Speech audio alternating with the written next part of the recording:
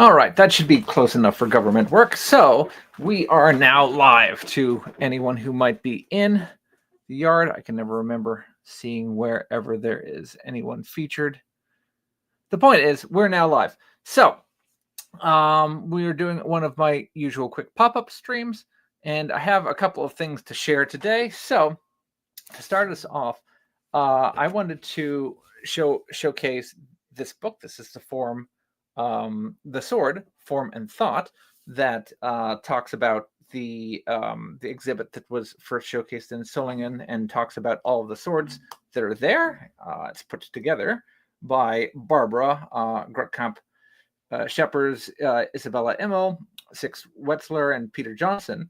And again, this talks about how the dynamic properties of swords are measured as laid out by Peter Johnson, in addition to looking over the actual collection there in Solingen, which is spectacular. It's just a wonderful resource if you're interested in actual historical swords. But it has a huge selection of the actual swords that Peter measured and shows how the originals handle dynamically. And so it's one of these, incredibly foundational and paramount resources for figuring out how many different types of original antique swords handled. And it's really good to have all these different swords hanging out there. Now, Eric Estland, who's been featured on the channel a couple of times, I've assisted him in measuring his own swords and seeing how they test dynamically, and help assist him coming up with his own dynamic graphs for them.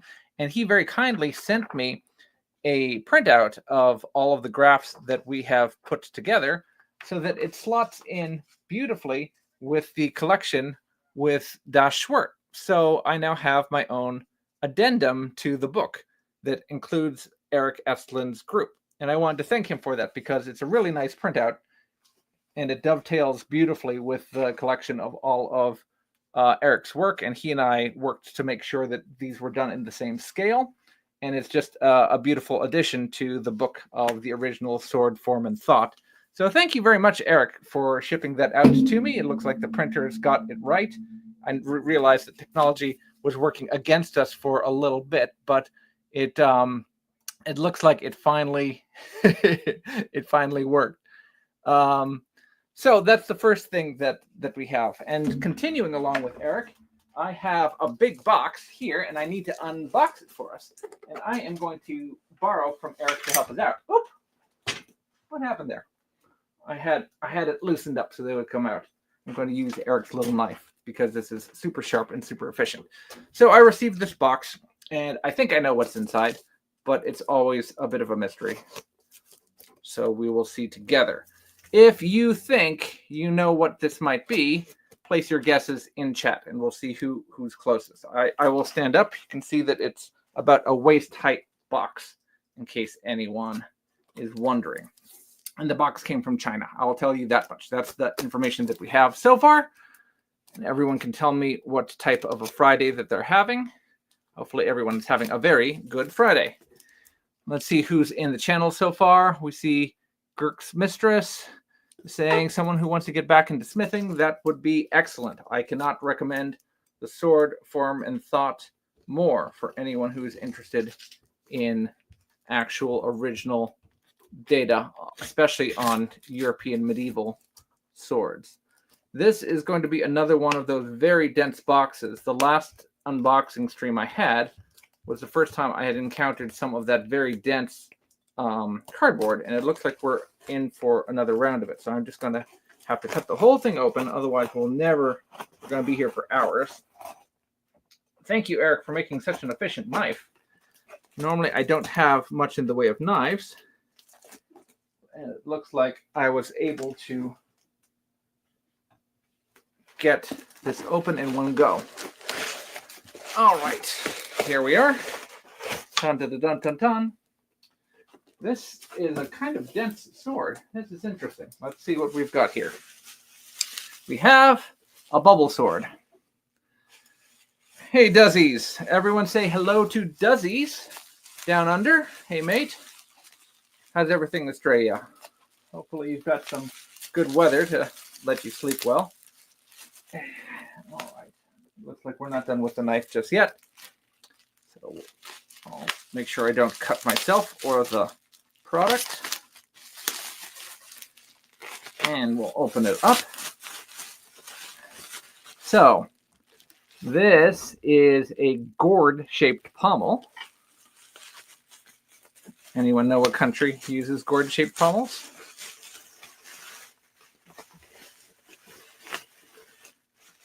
If you say Japan, you are wrong.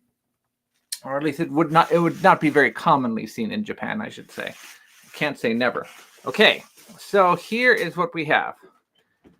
This, I really like the wrapping that's done here. So coming up in front of my face, we have a handsomely executed, and look at the way that this scabbard, I don't know that the camera is going to catch it as well as seeing it in person, but the level of shine on this scabbard is really, really bright and handsome. So this is Jian, and this specific one is a type of Immortal Wudang Jian. So I've already looked at an Immortal Wudang Jian, and in fact, just behind me, here is another one. But I'm going to put this new one on the ground, and I'll put the previous one on the ground and see if you can tell the difference between the two. We've got almost a fist worth of difference between the height of them. So this is the long version, or Cheng Jian, and then the one that was just sent will be the standard. Usually I would say Duan Jian, but I don't think that we will call this version a Duan Jian. Duan Jian means short. Duan means shorter version. And there's no official cutoff for when something becomes a Duan Jian. The Scholar General and I have been slowly categorizing original antique swords. And it's a discussion that he and I had as to, if we're looking at a sword, when does a standard side sword become a short sword? And looking at, dozens, if not hundreds of original examples, we have both kind of collectively come up with a cutoff point of a blade of around 60 centimeters in length. This is very close to wait, was it 60 centimeters? I'm sorry, I might be wrong. Is it 45 centimeters? Now I'm going to have to go back and look at it. I'm gonna say 60 centimeters, and then I'm going to have to go back and double check to see if that's the case. But no, it is 60 centimeters. We've debated about it a couple of times, but it's 60 centimeters, which is very close to where the Japanese draw the line for tushaku, where you draw between long sword and short sword, wakizashi. So this is almost certainly going to be longer than 2 centimeters. So let me pull it out of its scabbard and see if it's got the plastic wrap on it. Hang on. It's a little snug. We'll try and do this without slicing a hole through my hand. All right. So before we open it up, let's take a look at its features. So this one is really cool. It has black Samigawa. It's got black ray skin underneath, and the cord wrap, I assume that this is just a cotton wrap, but it's dyed brown, so it almost looks like leather. It doesn't feel like leather. I think that this is just cotton, but it feels really nice, and I like how it's executed. It's executed really, really well. And the fittings are, of course, just plain steel, and it's got I'm not sure how this pommel is executed. Let me show everyone how the end of the pommel is done. It doesn't look like a screw, and it doesn't look like a standard peen. Instead, there is brazing that's gone around on it. It looks almost like a peen that's been flattened and then been brazed on the edge. I'm going to have to talk to KK about that. I've never seen anything executed quite like that before. That's different. So this design is a 20th century design. This is one of the last swords. This is kind of the last gasp that swords had before swords went extinct. It was designed in the 20s or 30s, so kind of in the World War II period. And it's from the Wudang lineage, if you will. So a famous martial artist and military figure came up with this specific sword design, and it's noted for its kind of forward swept quillons, which is not very commonly seen on Jian, especially those that preceded it in the Qing period. So let's see if I can open it up. There we go. And I do not see any bag this time. Now, where is Fred? For the first time ever, I have seen, now not everyone is going to appreciate this, but this is a request that I have been making of Mr. Chen for years now. And for the first time ever on one of his swords, I see a maker's mark. Take a look at that. So he's entitled to do it however he wants. It looks like it's been laser etched, probably, but it's got the entire logo. It says LK, and presumably that's his name in Chinese also, and it's got the little Han fencer on there. And so for the very first time, this is one of his blades that's been stamped as being, made for LK Chen. This is really important because many of his swords, not every model, but many of his swords are so good that they are rife for counterfeiting. They would be easy swords to pick up and for bad actors to age and then resell as authentic antiques. And previously, he had no marks at all to be seen. And even if it's just a small mark like that, if those of us in the know realize that we need to look at a certain spot on a blade for an indication that a mark has been removed, that's still helpful. But for instance, on his US M1860 saber, that saber is so good, it's so well put together that it's one that would be very difficult to tell from the original antiques if it was properly aged up, as it were. So this sword is pretty long. Let me see what the blade length is on it. Do I have my... Of course, I don't have any of my equipment when I need it. I could just start laying out rulers one in front of the other. Well, it's not as long as the Changjian, but it is incredibly light. So this is probably going to be in the neighborhood of 700 grams, maybe 650. And for its length, that's a very light sword. Folks who are used to European swords are going to be very surprised by its length. Is it sharp? Even with the oil on it? Let's see what we've got. Oh, didn't want to bite that time. Let's try again. Okay, so we've got a little bit of a dull spot over here on the foible. Try the other side.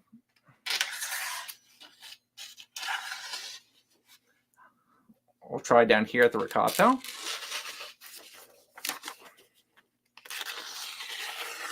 Ha ha ha! This is interesting. This is the first LK Chen sword I've received in a while that hasn't gone right through paper. It's having a lot of trouble. It's struggling a lot over by the tip. It's interesting. It's still sharp. It's just not laser cutting sharp. Yeah, this one is struggling to cut paper. By comparison, here we're going to put this down for a second. Let's use the Longqian. Let's see how this one does against the same paper. That's the edge that I'm looking for. So this new one seems to not be quite as sharp. I'll try wiping it down once again because sometimes oil will retard my ability to cut through paper. Usually not. It's worth noting that this is a really beautiful pattern welded blade. I'm not sure how much of that's coming through on the camera, but rather than the spring steel option, which presumably is available, I see it of course wants to focus on my face. This is a very beautiful pattern welded steel. And just feeling the edge. The edge does feel very sharp, so I'm surprised that it's not going through. Let's try it again.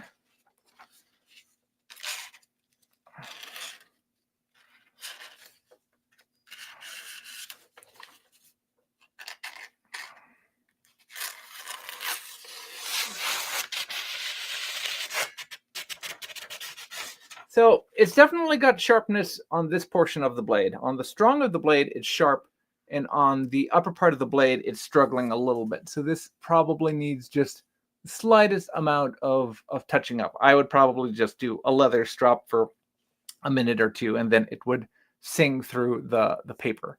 And again, this is a very light blade. It's got a bit of flex to it, but not a terrible amount of flex. It's got a diamond cross section, which will make it very good for the thrust. And because it has this kind of rounded tip, it's going to be good at cutting through fabric. So this is an excellent type of sword in a non armored environment. So a gentleman who is walking around town, who might suddenly become accosted, where everyone's just wearing layers of fabric or what have you. This is the sort of weapon that you might want to have at your hand. Very interesting. And again, it's definitely built around that kind of late 20th century philosophy in design. Obviously, the master had certain philosophies that he wanted to put into it, and so he came up with this design that's really quite handsome. It's interesting. This is one of the thicker grips that I have here that I played with. If I have my Qing era Longchuan Jian, so if I hold this up, this is the wooden gripped one, and let's see if I can do this without hurting myself. You'll see that the wrapped grip, it ends up quite a bit thicker in both dimensions. And some people will prefer that. So, and you'll find that on original antiques. So if you end up with 3 antiques, you might have 2 that are one size and 1 that is significantly different in size. So someone may have preferred to have a bigger grip because they have a bigger hand. Again, my hands tend to be large. So if I try and hold Jian in the typical Jianfa style technique, oftentimes my fingers wrap so far around that I have all of this room in there. So perhaps a bigger, kind of stouter grip like this would actually benefit me if I started to more rigorously practice traditional Jianfa technique. But yeah, this is really comfortable, and if I had the chance to take it out and swing it around, I'd probably learn a lot. And so I will obviously be measuring it and putting up the dynamics of it on the computer in the very near future. So pretty cool. And just going back to the scabbard real briefly, all of the fittings here are steel. I assume that this is actually sanded down and lacquered shark skin for the body of the scabbard. I'd have to go back and check, but it looks like that's how it was done. It was ray skin or shark skin that's been sanded and then wrapped and then lacquered over, and it feels great. It's beautiful the way that it's been polished and covered over. It's possible it's artificial, but it doesn't look like that to me, and it looks really, really well executed. Nothing seems to have come loose. Everything is together tight. It has the little belt system here, so if you want to wear it hanging, you can. Obviously, if the sword's not in it, it's going to fall on the on the drag. So that's the way. We'll put them back together real fast. Shoop-a-doop. Back in goes the sword. And this one is a little bit snug.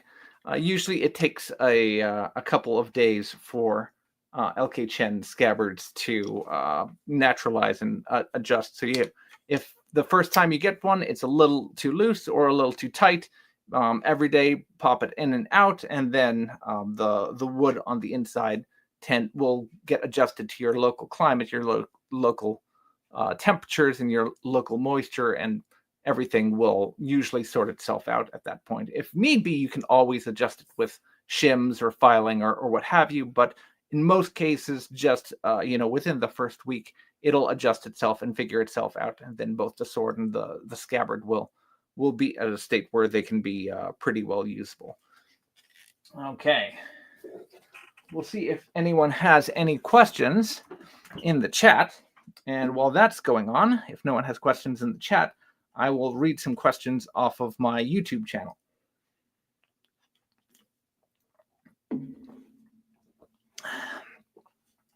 So let's see if there are any questions I have not addressed on the YouTube channel in a while.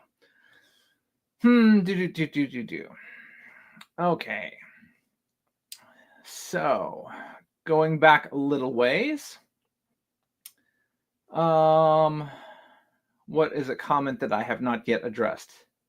JC Owens on my katana versus longsword video commented, I always like cutting clay, but it has to be done in a clean area so that the clay doesn't pick up debris. One of the great properties it has is that one can let the clay sit for longer or add more water to achieve different consistencies in target. For example, one can choose to have a drier, more dense clay on the outside or a softer clay on the presumably inside. It kind of ends there. And yeah, that's pretty cool. I've done limited clay cutting. Clay cutting is neat because you can use it even with blunt swords. You don't need a sharp edge to be able to cut through clay. Even using a training sword can be used against clay. It's rather messy. It's difficult to use outside because the clay then falls and gets dirt and everything else in it, and then it makes a big mess. I don't have an indoor area to do clay cutting, so it's a little difficult for me. So I don't anticipate doing clay cutting anytime in the near future. Let's see what else. We have another comment that says, regarding your comment on how this cutting medium doesn't seem to be as sensitive to the distance for the center of percussion to compare to water bottles, I believe it's because of the firmness of the target not allowing the blade to oscillate as much as it otherwise would, even on the less harmonically stable portions distant from the COP. It's the oscillation that dissipates the energy of the strike, translating it into useless lateral motion. Less oscillation equals improved transfer of energy. That is possible, and it's something to consider when you're going up against different types of target. Obviously, a water bottle versus a thin stalk of bamboo versus someone's wrist versus someone's neck versus someone's torso. Each of those is going to have a different level of firmness, and your blade will have different amounts of oscillation and or the ability to have more or less efficient amounts of transfer of energy. We have a question from the chat. Do you have an opinion on the quality of Swordier brand swords? Okay, full transparency. So actually, here, let me go to my YouTube up here. Do we have one up here? Okay, no, I don't have one up there. I thought I had another question that was asking pretty much the same thing. So I will be in the very near future doing dedicated video reviews to 2 Swordier swords. I have an unboxing video on my channel about these swords. So one is this one here, which is the floral clip point falchion. This is the updated version. There was an earlier version of the falchion model. I'll pull it out here. And following James Elmsley's recommendations, he improved the design slightly, and so we have, this is the secondary version of the falchion, or the updated version of the falchion. And then I posted a picture on my community page the other day. Hang on one second. Let me just put this sword in its scabbard so that we don't end up slicing anything behind me. keen-eyed viewers may have spotted this sword. I have swords all over the place today. May have spotted this sword. So this is a 17th century hussar saber that I helped. I contributed to Alex's. I didn't contribute to its design, but I helped him with some of the historical background of this sword. Mostly because before it was released, he had this blade on a different hilt that wasn't particularly historically accurate. Now, in full disclosure, I am actively working with Alex to help to develop a sword, maybe. So I will try to be objective when I am reviewing these swords and in what my opinion is of the swordier swords in general. So my only exposure with the actual swords are these two here. But I have been keeping very close eyes on the larger community's response to both the brand and to the swords as they come out. In general, I think that Swordier is doing a very, very good job. And they're much like LK Chen, the swords that are coming out of Swordier seem to be punching above their weight class. So if LK Chen is selling a $300 or $400 sword, but the value you get from that is maybe like an $800 or $900 sword, the same thing is true for Swordier, where you're getting maybe a $150 or $250 sword, but the value for the sword is probably much more close to like a $500 sword or a $600 sword. And that seems to be kind of consistent across the board. And the important thing is the reason I like Swordier is because like the best type of sword makers, he seems to be interested in listening to consumer feedback and interested in improving his product. Those are hallmarks of very good manufacturers, and the best makers are interested in doing that. The worst makers do the opposite. The worst makers just make the same thing day after day after day, year after year, and or insult the customers. I have seen that from sword makers before. So that is kind of like the complete opposite end of the spectrum of what you want out of a sword maker. Swordier is doing all the right things so far. Obviously, my opinion is open to change if I see anything change in the future. But right now, Swordier is doing the right thing. I don't believe in endorsing a company wholesale. I believe that a company can have great products, and an individual product may be a lemon, and another one may be the best thing in the world. And I'll say, everyone buy this one, and please ignore that one. So right now, if you see a Swordier sword that interests you, I would say take a close look at it, try and find someone else who's bought it, try and get a review from that person directly. But right now, even though the prices seem too good to be true, in my experience, they tend to be very good, especially for entry level, and usually way better than most other entry level swords. All right, what does he say? Are the Quillons on the Wudang Jian meant to resemble Turkic sabers, or is it convergence? To the best of my knowledge, it is convergence. This is from, again, the 1930s, so long after the type of designs you're thinking of are seen on Turkic sabers, Hungarian sabers, Avar sabers from the 9th and 10th centuries. Trying to draw a line from there, especially stuff seen in like Western Europe, or rather Eastern Europe, so like far Western Asia, like Crimea, Ukraine, places like that, and what was going on in like 1920s China, I do not see any way that that one inspired the other. I could be wrong, but no, I believe that Li Jinping, I believe it was who came up with it. Let me confirm. The creator of the Wudang Jian was the great General Li Ling Lin.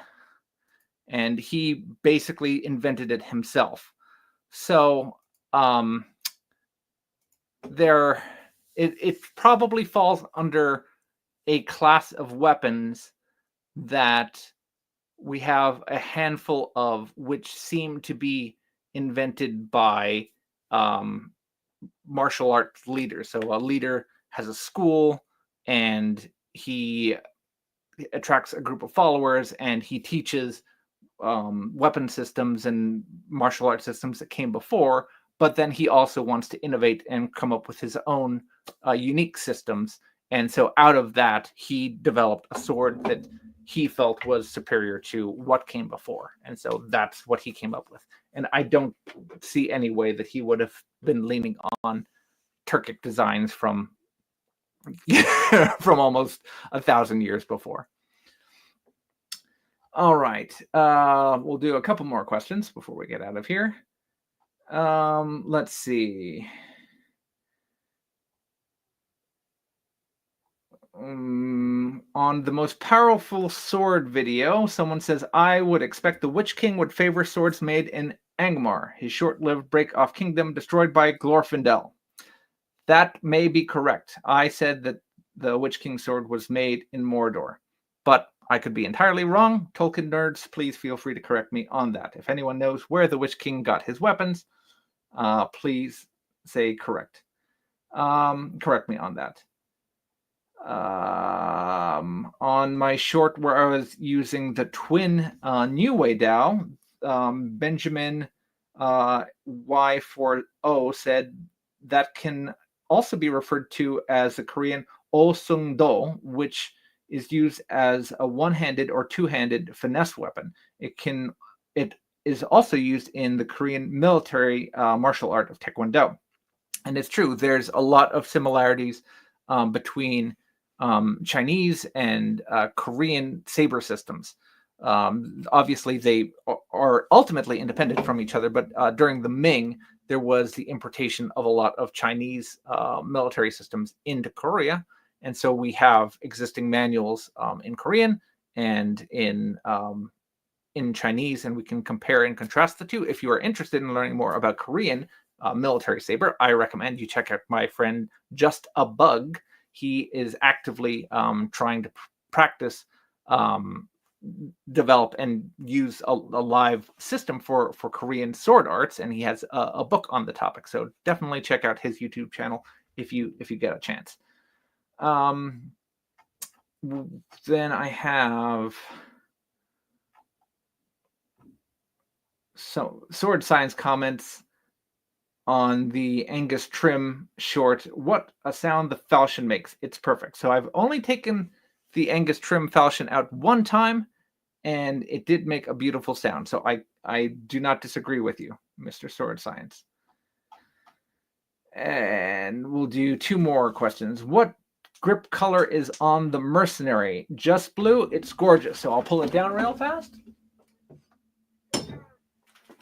So the Albion Mercenary is right here, and I'm not sure exactly what it was looking like in the other video, but it is in fact a blue grip wrap. And yes, it is a really beautiful sword. Albion definitely knows how to make a gorgeous sword. So no one's going to fault Albion. This is, again, a Type 15A blade. So even though it's wide and it tapers consistently all the way to the point this way, it's a diamond blade, and it remains relatively thin, which allows it to cut very effectively. This is another one that could probably stand for a little bit of sharpening, just because it tends, when I'm doing cutting with it, it tends to tear through the targets rather than sail through the targets. So I'll talk to the owner of it and see if he'd like me to sharpen it before I send it to him. If not, he can do the sharpening himself on it. All right, and the last question that we'll address before we get out of here says, how would you rate each of the LK5? This was on my video about historical tier lists, where I was grading everything from S tier to F tier on historicity. So the LK Chen 5 were kind of his original flagship sword designs. They were 5 swords. Let's see if I get these right.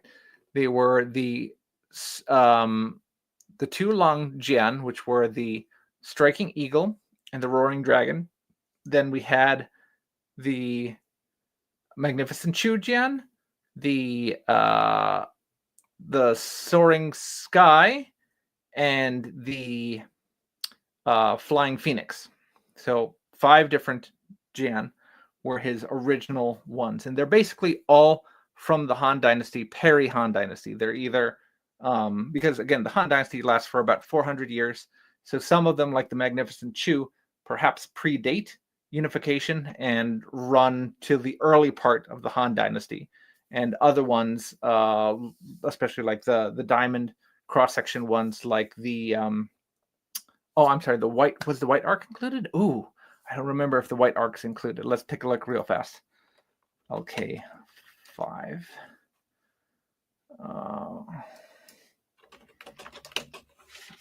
5. So the LK5 include Striking Eagle, Roaring Dragon, Magnificent Chu, the White Arc, and the Flying Phoenix. So the Soaring Sky was not included. So the White Arc is probably the latest of them, the latest period Jian. So of these, the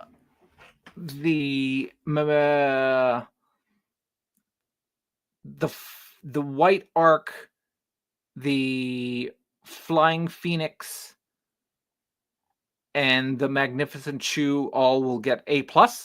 They're very highly accurate, high fidelity, all based on very, very closely on original finds. They're not necessarily one-to-one in all of their pieces, but they're put together from composites of several different swords. You know, you get the pommel cap of one, you get the guard of another, you get the scabbard of another, and so between all 3 of them, you get swords that are very close to originals.